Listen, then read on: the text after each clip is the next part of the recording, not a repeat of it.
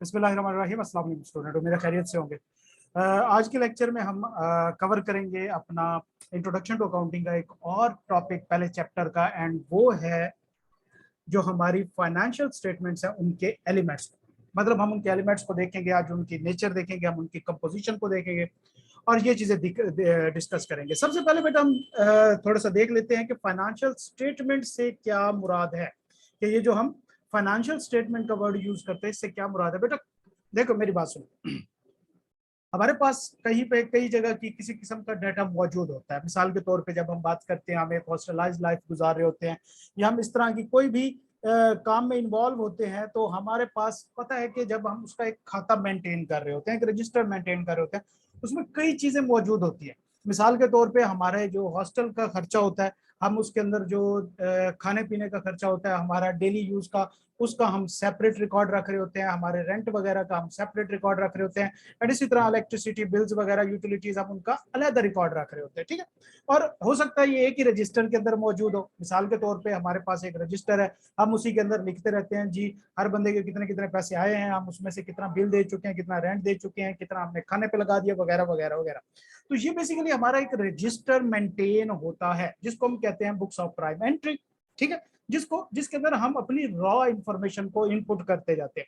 अब जब स्पेसिफिकली किसी महीने का एंड होता है और हम बैठ के उसका हिसाब किताब करते हैं, तो अब ये नहीं होता कि हम सबके सामने वो रजिस्टर उठा के रख लेते हैं कि भाई देखो ये चीजें टैली कर लो, बल्कि हम क्या करते हैं, हम उसमें से इंफॉर्मेशन एक्सट्रैक्ट करके हम उसके मुख्तलिफ जो फॉर्मेट्स हैं या हम मुख्तलिफ किस्म की इंफॉर्मेशन कंबाइन करके देते हैं। से कि हम इसके अंदर जितने भी हमने रेंट पे किए होंगे उनको सेपरेट करके हर किसी को दे देंगे, भाई देख तेरा रेंट इतना, तेरा रेंट इतना, इतना आ गया, इतना रिमेनिंग है।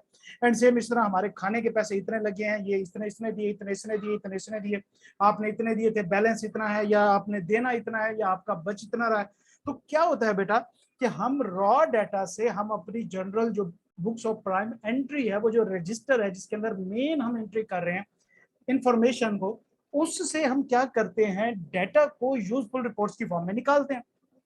सेम इस तरह बिजनेस के अंदर होता है कि जब भी एक बिजनेस हो रहा होता है, आप देखते हैं ज्यादातर आपने जनरली देखा होगा, आप इस तकरीबन हर किसी ने देखा होगा कि जब हम जैस कैश की शॉप पे जाते हैं या हम लोड कराने जाते हैं, तो वहां पे एक शख्स बैठ के रजिस्टर के अंदर लिख रहा होता है। आप जितना भी लोड करता है वो लिख लेता है, जितना भी हम उसको जैस कैश के थ्रू पैसे सेंड करते हैं वो हिसाब किताब उसका लिख लेता है। ठीक है, इसी तरह हर बिजनेस के अंदर ऐसा होता है। तो अब उस बुक जो है वो एक रॉ बुक है, उसके अंदर कितने पैसे आए, कितने गए, हमने कितना खरीदा, क्या कुछ खरीदा, कितने एक्सपेंस किए, कौन सी इनकम थी, सारा कुछ लिखा होता है। लेकिन फ्रंट व्यू जो होता है ना बेटा, उसका वो किसी काम का नहीं होता। अब जो ऑनर होता है, देखो अकाउंटेंट को तो वो चीजें समझ आती हैं, जबकि बिजनेस का जो मैनेज करने वाला है वो तो अकाउंटेंट है। लेकिन भाई अब मालिक जो है, ऑनर जो है, उसको तो ये चीजें समझ नहीं आती। फिर हम क्या करते हैं कि उस रॉ डाटा में से हम उसको फाइनेंशियल स्टेटमेंट्स बना के देते हैं, कुछ रिपोर्ट्स बना के देते हैं, जिससे उसको समझ आ जाती है, जिससे हम दे देते हैं कि भाई देखो आपका प्रॉफिट इतना रहा है इस साल। एक रिपोर्ट हम उसकी बना के दे देते हैं जिसके अंदर हम प्रॉफिट कैलकुलेट करके देते हैं। उस रिपोर्ट को कहा जाता है income statement, profit and loss statement भी कहते हैं, स्टेटमेंट ऑफ कॉम्प्रिहेंसिव इनकम भी कहते हैं, और कंबाइन करके भी इनको कहते हैं। तो ये बेटा वो स्टेटमेंट होती है जिसके अंदर हम क्या करते हैं, अपनी जितनी भी हमने ट्रांजेक्शन की थी, वो जो हमारा रजिस्टर मेंटेन था, उसमें से इनकम वाली जितनी ट्रांजेक्शन होती हैं उसको लिखते हैं, एक्सपेंस वाली जो होती हैं हम उसको लिखते हैं, एंड देन हम क्या करते हैं, एक नेट फिगर दे देते हैं कि देखो आपका प्रॉफिट है। ठीक है, ये आपका प्रॉफिट है। से हमने रजिस्टर रखा, हमने कहा कि हमारी टोटल सेल जो हुई है वो तकरीबन इस टाइम हमारी 3 लाख की हुई है, उसकी डिटेल हम नेट करके भी दे सकते हैं। इधर हमारी नेट हो की आती है इनकम स्टेटमेंट में। फिर हम उसके एक्सपेंस निकालेंगे, हमने कहा जी देखो आज की सैलरीज हमारी जो थी वो 50,000 की थी, आज का रेंट जो हमारा पड़ा वो हमारा तकरीबन पड़ा, आप कह सकते हैं 30,000 का। एंड इसी तरह हमारा जो बाकी खर्चे थे, से मिसलिनियस एक्सपेंस थे, वो हमने 20,000 के किए, तो हमारा 1 लाख जो है वो टोटल एक्सपेंस हुआ। ठीक है, अच्छा ये याद रखना है बेटा कि हमने अकाउंटिंग हमेशा मिलियन सेपरेटर में करनी है। छोटे होते हुए हम पढ़ते हैं ना, इकाई, दहाई, सैकड़ा, हजार, फिर पहले मतलब 3 डिजिट के बाद कोमा, फिर 2 2 के बाद, ऐसा नहीं होता। अकाउंटिंग हमेशा हम मिलियन सेपरेटर में करते हैं, मतलब हर 3 के बाद कोमा हम डालेंगे, हम 2 के बाद आगे नहीं शुरू करेंगे, हर 3 के बाद हम मिलियंस में उसको लेके चलते हैं। ठीक है, तो हमने क्या किया भैया, देखो अब ये टोटल हमारी इनकम 3 लाख है, 1 लाख का हमने एक्सपेंस किया। अच्छा अकाउंटिंग में हम नेगेटिव में फिगर -1 लाख नहीं लिखते, ये भी ध्यान में रखें बच्चा। ये सारी चीजें जो इंपॉर्टेंट है आगे जाके फ्यूचर में आपको काम आएंगी, R1 R2 में और ज्यादा काम आएंगी, और फिर अगर फर्म के अंदर आप ये गलती करते हो तो फिर आपको फाइन भी लगता होता है, ठीक है। तो लिहाजा ये चीज जो है वो आपने जहन में रखनी है। अच्छा, उसके साथ बचा, सॉरी मैं कैमरा ऑन करना भूल गया था। अच्छा, उसके साथ जो दूसरी चीज है बचा वो ये है कि देखें, हमने अब उसको नेट प्रॉफिट निकाल के दे दिया। 3 लाख में से हमारा 1 लाख एक्सपेंस हुआ, 2 लाख रुपए हमारा प्रॉफिट हो गया। तो हमने क्या किया, वो जो हमारा रॉ रजिस्टर था हमने उसमें से 2 तरह की इंफॉर्मेशन निकाल ली। अब जाहिर बात है उस रजिस्टर के अंदर और कई तरह की इंफॉर्मेशन मौजूद होती है, मतलब हर तरह की इंफॉर्मेशन मौजूद होती है। तो बेसिकली दूसरी कंपोनेंट जो होते हैं फाइनेंशियल स्टेटमेंट के वो 4-5 हैं, हम उनको बाद में डिस्कस करेंगे। लेकिन आज दो मेन जो हम स्टेटमेंट डिस्कस करेंगे फाइनेंशियल स्टेटमेंट के, दो मेन कंपोनेंट, एक होता है हमारा इनकम स्टेटमेंट, एक होता है हमारा बैलेंस शीट। अब इनकम स्टेटमेंट हमें उन ट्रांजैक्शन में से फिगर निकाल के देती है जी इस साल हमारा प्रॉफिट जो है वो कितना रहा है, जबकि बैलेंस शीट हमें बताती है, हमें ये दिखाती है कि हमारे इस वक्त बिजनेस की पोजीशन क्या है। मिसाल के तौर पे अगर मैं बात करूं कि जी मेरी इस वक्त पोजीशन क्या है, फाइनेंशियल पोजीशन क्या है, हाँ जी मेरे बैंक में जी आप 20,000 पड़ा है, मेरी जेब में 10,000 पड़ा है, 30,000 हो गया, अच्छा यार मैंने 4,000 रेंट देना है और मैंने इसी तरह 2,000 जो है वो सफाई वाले को देने हैं। तो करते कराते मेरे पास जनाब जी जो नेट इस टाइम मेरे पास एसेट मौजूद है या बैलेंस मौजूद है, वो मेरा जो है वो इस टाइम आप कह सकते हैं 50,000 का। तो ये मेरी एक फाइनेंशियल पोजीशन शो हो रही है, तो लिहाजा उसको बैलेंस शीट कहा जाता है या उसको स्टेटमेंट ऑफ फाइनेंशियल पोजीशन भी कहते हैं, जिसकी कल हमने अकाउंटिंग एंट्री भी पढ़ी थी, अकाउंटिंग इक्वेशन भी पढ़ी थी, assets equal to capital plus liabilities, ये हमने पढ़ा था। आज हम क्या करने जा रहे हैं, आज हम इन सब की ये जो नीचे वाले हैं इनकी हम अंडरस्टैंडिंग करने जा रहे हैं। देखो बेटा, कंपोनेंट से एलिमेंट से मुराद फाइनेंशियल स्टेटमेंट के अंदर मौजूद मेजर हेड्स, ठीक है। मिसाल के तौर पे मेजर हेड से क्या मुराद है और फिर उसके सब हेड होते हैं। अगर हम बात करें मेजर हेड कैसा है, तो हम कहते हैं जी एक बिजनेसमैन है, वो आता है हमारे पास, हम अकाउंटेंट है, वो कहता है जी मुझे बताओ कि मैंने लोगों से कितने पैसे लेने। हम क्या करते हैं, हम देखते हैं जनाब जी शीदे से आपने 2 लाख रुपया लेना है, मीदे से आपने 5 लाख रुपया लेना है, इसी तरह काले से आपने जनाब जी 1.5 लाख रुपया लेना है। सारे हम उसको खगाल खगोल के हम कहते हैं जी आपने टोटल 8 लाख रुपया, ये इनका सम नहीं है वैसे मैं लिख रहा हूँ, 8 लाख रुपया लेना है। वो कहता है अच्छा ठीक है, लेकिन हमने ओनर को क्या बताया, टोटल कैश रिसीवेबल, ठीक है, हमने टोटल रिसीवेबल ओनर को बताया। ये क्या था, ये मेजर हेड था। सब हेड क्या थे, सीधे का अकाउंट, विद्या का अकाउंट, काले का अकाउंट, सीधे का अकाउंट, कोई भी अकाउंट होंगे सारे सब हेड होंगे। सेम इसी तरह इनकम स्टेटमेंट के अंदर नेचर वाइज 5 मेन एलिमेंट है। तो मैं अगर यूं कहूं कि अकाउंटिंग के अंदर जितनी भी ट्रांजैक्शंस हैं, जितनी भी ट्रांजैक्शंस होती हैं फाइनेंशियल ट्रांजैक्शन, वो इन 5 में से किसी ना किसी एक के अंदर फॉल करेंगे। जितने भी ट्रांजैक्शन हो, इससे बाहर कोई ट्रांजैक्शन नहीं जा सकते, ठीक है। अच्छा, अब थोड़ा सा हम इस चीज को देखते हैं। देखो बेटा, बिजनेस के साथ हमेशा 2 तरह से काम होते हैं, या तो इनफ्लोज होते हैं या आउटफ्लोज होते हैं। इनफ्लो से क्या मुराद, पैसे का आना, आउटफ्लो से क्या मुराद, पैसे का जाना। ये 2 काम ही हो रहे होते हैं ना बिजनेस के अंदर। तो बेसिकली हो ही यही रहा होता है ना कि पैसा आ रहा है या पैसा जा रहा है, इसके अलावा कोई और सूरत हाल नहीं होती, ठीक है। अब जब पैसा आ रहा होता है तो वो किस किस खाते में आ रहा है, जाहिर सी बात है।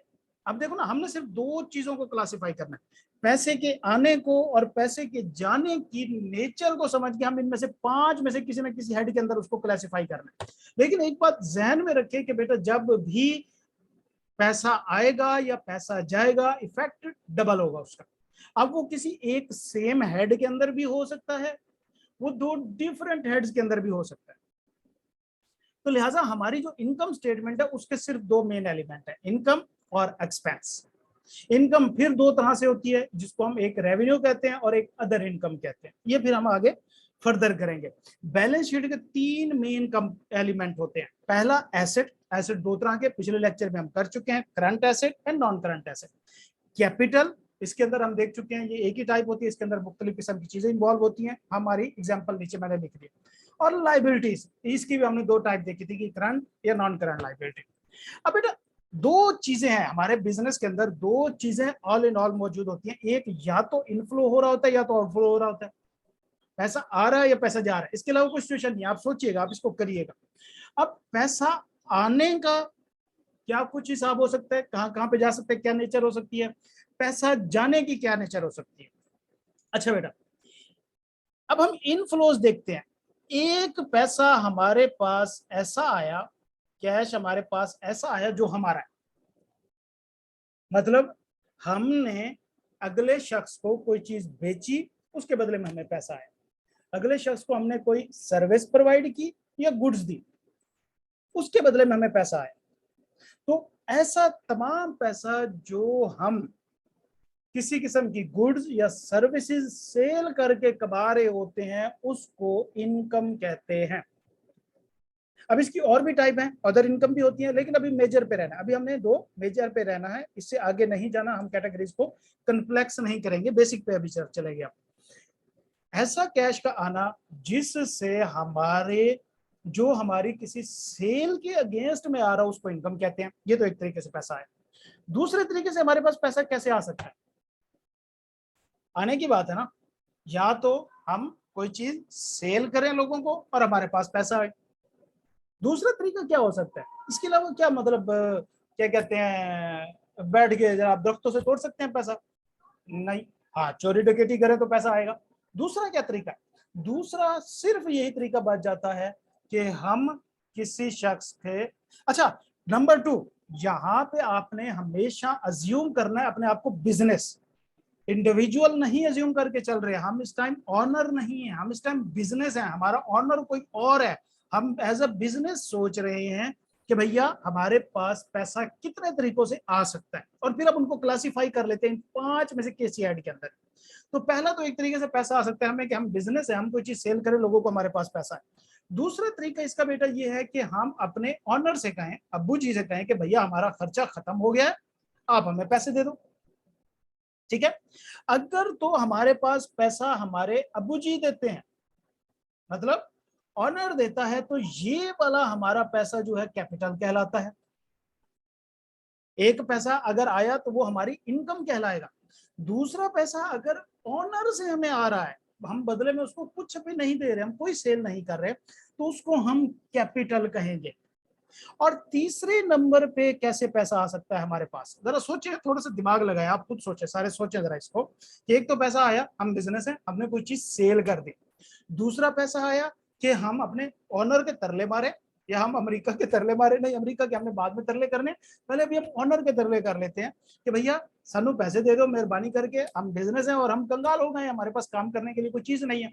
तो लिहाजा दूसरा तरीके से जो पैसा आ सकता है वो होता है अब्बू जी की तरफ से, जिसको हम कैपिटल कहते हैं। ये हमारा इनकम होगा, सॉरी एक मिनट थोड़ा सा, ये हमारा इनकम होगा क्योंकि बिल्कुल नीचे आ गया, तो मेरा यहाँ पे हाथ टैबलेट पे ठीक नहीं चल रहा।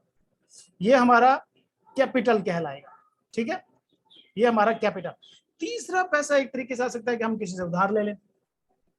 ठीक है, या तो पैसा आता है या तो पैसा जाता है। तीसरा तरीका क्या है कि हम उधार लें। जब हम उधार लेंगे पैसा तो उसको हम क्या कहेंगे, कर्जा, लायबिलिटी। ठीक है,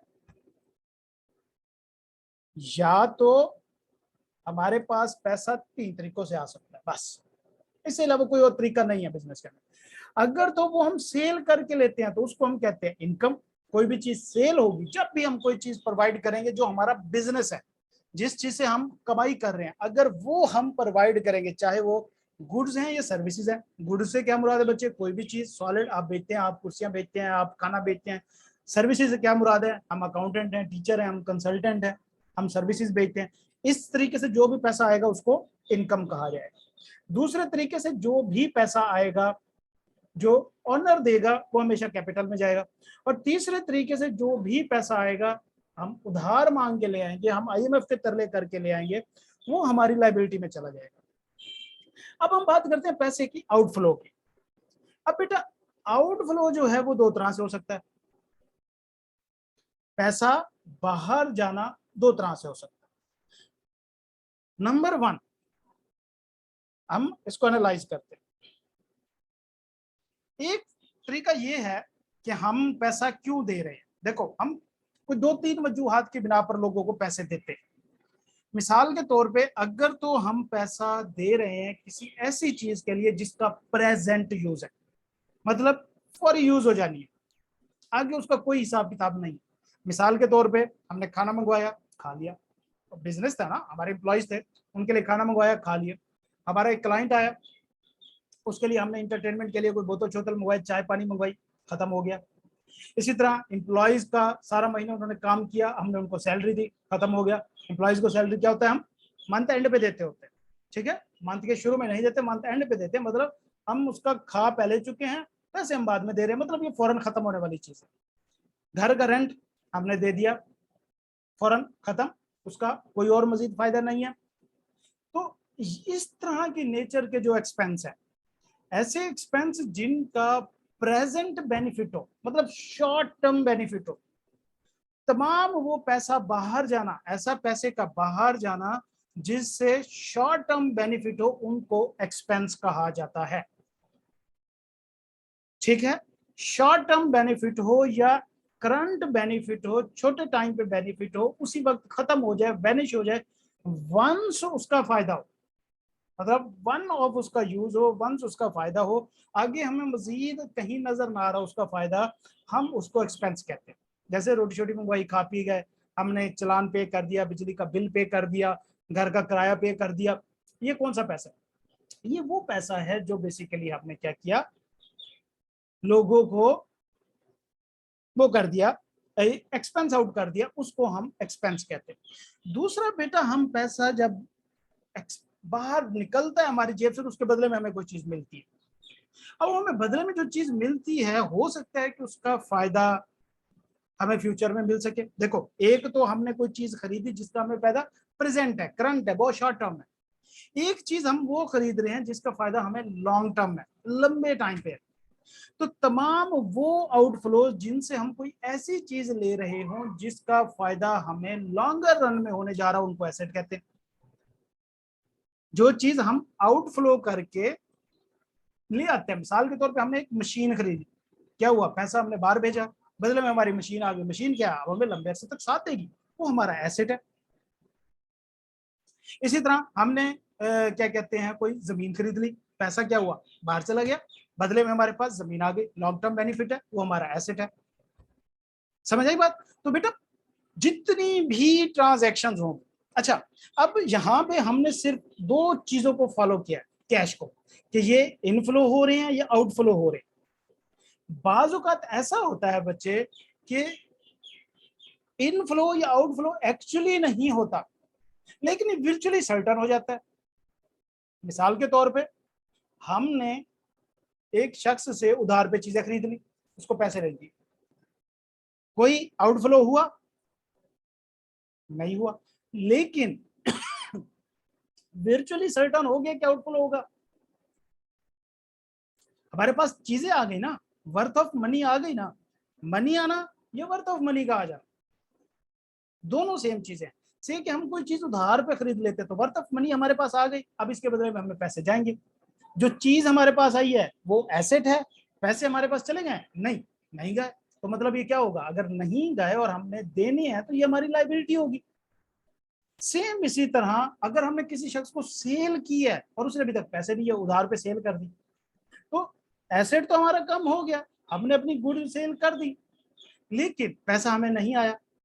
तो लिहाजा क्या हमें फ्यूचर में पैसा आना है, हमने उस शख्स से लेना है, जी बिल्कुल लेना है। तो क्या होता है, हम उसका रिसीवेबल मेंटेन करते हैं, जी हमने सीधे से इतने लेने हैं, मीधे से इतने लेने हैं, तो वो भी हमारा एसेट होगा।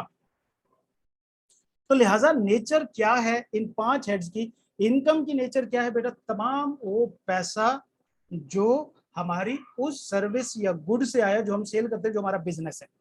एक्सपेंस से क्या मुराद, तमाम वो आउटफ्लोज या तमाम वो कैश आउटफ्लो या जहां पे आउटफ्लो वर्चुअली सर्टन हो जाए, और वो उन चीजों के लिए जिनका सिर्फ प्रेजेंट यूज है, जिसका फ्यूचर या लॉन्ग टर्म यूज नहीं है, बहुत शॉर्ट टर्म या करंट यूज है, उनको एक्सपेंस कहते हैं। एसेट से क्या मुराद बेटा, तमाम वो आउटफ्लोज कैश के या तमाम एक्सपेक्टेड इनफ्लोज, आउटफ्लोज हो गए जिसके बदले में हमने चीज ली, आउटफ्लो जिससे कोई चीज ली, नंबर 2, या एक्सपेक्टेड कैश फ्लोज जिससे हमें फायदा होना है। एसेट क्या है? तमाम वो कैश आउटफ्लो जिसके बदले में हमने कोई ऐसी चीज ली जो हमें बेनिफिट देगी लॉन्ग टर्म में, या नंबर 2 तमाम एक्सपेक्टेड इनफ्लोज फ्यूचर के, वो भी हमारे एसेट होंगे जो वर्चुअली सर्टेन हो, मतलब हुए नहीं है से कि हमने किसी को उधार दिया हुआ है तो उससे पैसे आने हैं ना फ्यूचर में, तो लिहाजा वो हमारी इन्वेस्टमेंट होगी, वो हमारा एसेट होगा। कैपिटल से क्या मुराद बेटा? तमाम वो पैसा या वो वर्थ ऑफ मनी जो ओनर से रिलेटेड है। मिसाल के तौर पे इसके अंदर या तो ओनर्स की इन्वेस्टमेंट आ जाती है, जो ओनर ने पैसा दिया बिजनेस को, बिजनेस रन करने के लिए, उसको ओनर इन्वेस्टमेंट कहते हैं। जबकि दूसरा देखो यहाँ पे इनकम में से एक्सपेंस निकालेंगे, जो प्रॉफिट आया होगा बिजनेस को वो किसका है? बेसिकली वो तो ओनर का है। अगर तो ओनर बिजनेस में से निकाल लेता है तो बात खत्म हो गई, लेकिन अगर नहीं निकालता तो उसकी मर्जी है, बिजनेस के पास पड़ा है पैसा, तो जब बिजनेस ओनर का प्रॉफिट संभाल के रखता है तो वो भी कैपिटल के अंदर आता है, रिटेन अर्निंग के नाम से या रिजर्व के नाम से। लाइबिलिटीज क्या होती हैं बेटा? तमाम वो इनफ्लोज कैश के जो बदले में आउटफ्लोज होंगे, तमाम वो कैश इनफ्लोज जो फ्यूचर में आउटफ्लो को जनरेट कर रहे हैं, या तमाम वो वाली एसेट्स जिनके बदले में हमने पैसे पे कर, मतलब तमाम वो ट्रांजैक्शंस है, वो चीजें जिनके बदले में हमें फ्यूचर में बेनिफिट को आउटफ्लो करना पड़ेगा, उनको लाइबिलिटीज कहते हैं। समझ आ गई बात? तो लिहाजा फाइनेंशियल स्टेटमेंट दो तरह की हमने आज देख ली, balance sheet, income statement. Income statement के दो कंपोनेंट कौन से? इनकम, एक्सपेंस, और इसका इनकम माइनस एक्सपेंस क्या होता है? Equal to profit. इसके अंदर हमें प्रॉफिट मिलता है। दूसरी main financial statement balance sheet, उसके तीन component, assets, capital, liabilities. Income क्या होता है? तमाम वो पैसा जो हम नॉर्मल सेल परचेज से ले रहे होते हैं उसको इनकम कहते हैं। एक्सपेंसेस क्या होते हैं? तमाम वो आउटफ्लोज या फ्यूचर एक्सपेक्टेड आउटफ्लोज जिनका काम हम आज कर चुके हैं, जो हम कंज्यूम कर चुके हैं, जो खत्म कर चुके हैं, जिसका फ्यूचर में फायदा कोई नहीं। एसेट्स तमाम वो चीजें जिनका हमें फ्यूचर में फायदा मिलना है, चाहे वो इन कैश मिले, चाहे वो इन टर्म मिले, किसी भी तरीके से मिल सकते हैं। कैपिटल तमाम वो एसेट्स या रिजर्व या पैसे जो ऑनर से रिलेटेड, उसको कैपिटल कहते हैं। एंड लाइबिलिटी से मुराद तमाम वो चीजें या एक्सपेक्टेड आउटफ्लो जिसमें हमारे बेनिफिट जो है वो आउट होंगे, चाहे वो इन कैश की फॉर्म में हो, चाहे इन टर्म किसी और टर्म में हो, तो लिहाजा उसको हम लाइबिलिटी ही कहेंगे। जनरल एक्सपेंस एग्जांपल मौजूद है। इनकम की क्या है? Sale of good, sale of services. Expenses की क्या है? Salaries, rent, tax. जब हम इन दोनों को माइनस करेंगे तो हमारा जो नेट होगा वो प्रॉफिट आएगा। ये प्रॉफिट किसका होता है? ऑनर का होता है। तो ऑनर से रिलेटेड कोई भी चीज जो बिजनेस में पड़ी हो वो किसकी होती है? कैपिटल के अंदर जाती है। एसेट्स की example cash, bank, inventory. Inventory से क्या मुराद? जो चीजें हम बेच रहे होते हैं उसका स्टॉक जो होता है। रिसीवेबल्स, जो हमने लोगों को उधार पे सेल किए होते हैं, उनसे पैसे आने होते हैं। इसी तरह और भी लैंड है, मशीनरी है, प्रॉपर्टी प्लांट है, वो भी सारे इसी के अंदर आएंगे। कैपिटल ऑनर का पैसा। लायबिलिटीज की एग्जांपल क्रेडिट परचेज, मतलब उधार पे हम परचेज कर रहे हैं, कोई चीज ले रहे हैं, शॉर्ट टर्म लोन ले रहे हैं, या अनअर्न्ड इनकम। अनअर्न्ड इनकम से मिसाल क्या है बच्चा? कि हमने एडवांस पैसे ले लिए, अभी हमने उसको चीज दी नहीं, पैसा तो आ गया, तो हमने भी यहाँ पे कहा था कि पैसा एक किस्म का ये हमारे पास उधार ही है, कि हमने पैसे एडवांस ले लिए, लेकिन चीज बाद में देनी है, तो उसको अनअर्न्ड इनकम कहते हैं, वो भी हमारी लायबिलिटी होती है। एंड इसी तरह अनपेड एक्सपेंस, कि हमने काम अभी करा लिया, हमने सैलरी महीने के एंड में मिलती है, सारा महीना उनको काम कराया, महीने के एंड पे सैलरी नहीं दी, लेकिन देनी तो है ना, तो जब तक नहीं देंगे तब तक क्या होगा? अनपेड एक्सपेंसेस में आएगी या पेएबल्स में आता रहेगा। तो ये बेसिकली हमारे कंपोनेंट ऑफ फाइनेंशियल स्टेटमेंट होते हैं, जो 5 होते हैं। आपने क्या करना है? कोई से भी 10 ट्रांजैक्शन जनरेट करनी है, से कि मैं ये सेल कर रहा हूँ, मैं ये परचेज कर रहा हूँ, मैं एसेट ले रहा हूँ, मैं बिल्डिंग ले रहा हूँ, ऑनर का पैसा आ रहा है, ऑनर को पैसा जा रहा है, कोई से भी 10 ट्रांजैक्शन जनरेट करनी है, और फिर उसका इम्पैक्ट निकालना है कि वो इनकम में जाना है, एक्सपेंस में जाना है, एसेट में जाना है, कैपिटल में जाना है, लायबिलिटी में जाना है। डबल एंट्री कंसेप्ट हम पिछले लेक्चर में कर चुके हैं, उसके साथ आपने उसको लाजमी मैच करना है और फिर देखना है किस किस अकाउंट हेड पे क्या क्या इफेक्ट होता है। ठीक है बेटा? तो कल हम इंशाल्लाह नेक्स्ट लेक्चर के अंदर जो चीज हम कवर करेंगे वो हमारी फाइनेंशियल स्टेटमेंट्स को कवर करेंगे, कौन कौन सी हमारे सिलेबस में शामिल हैं और उनका लेआउट क्या है, उसके अंदर कैसे चीजें ऐड होती हैं, एंड देन फिर हम जनरल एंट्री के ऊपर शिफ्ट कर जाएंगे। ठीक है बेटा? तो मिलते हैं इंशाल्लाह कल की क्लास में। अल्लाह ताला आप सबको अपनी ज़बान में रखे बच्चा। अल्लाह हाफिज़।